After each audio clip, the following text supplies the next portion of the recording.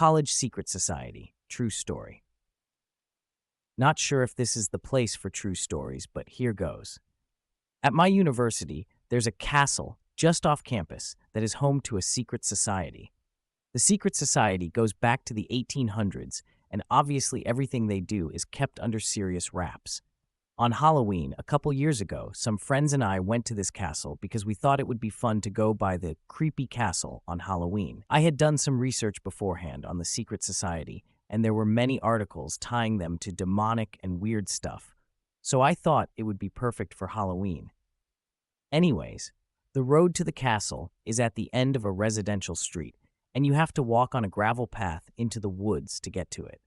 As we are walking up to the castle, we heard a woman let out the most blood-curdling scream I've ever heard.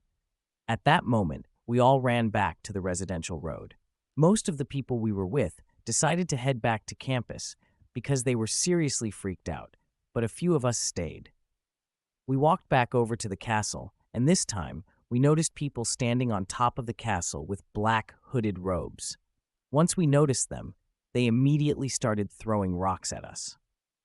At that point, we decided to leave, but as we make our way down the path, we heard what sounded like Latin chanting coming from the castle. When we made it back to the actual road, we saw some other students who came from the woods behind the castle.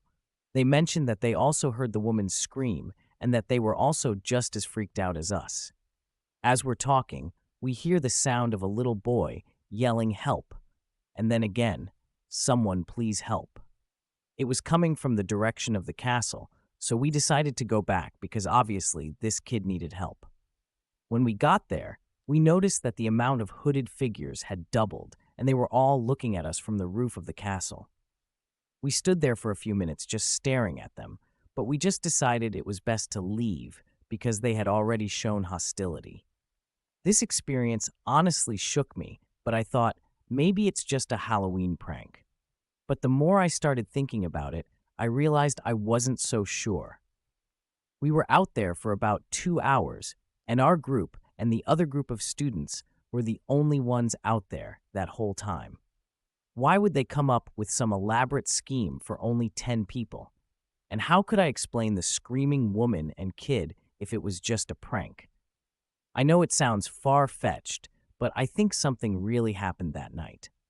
There's more details I can share, and other strange things happened, but I'm curious if y'all think I'm crazy for believing that it could have been something more than just a Halloween prank.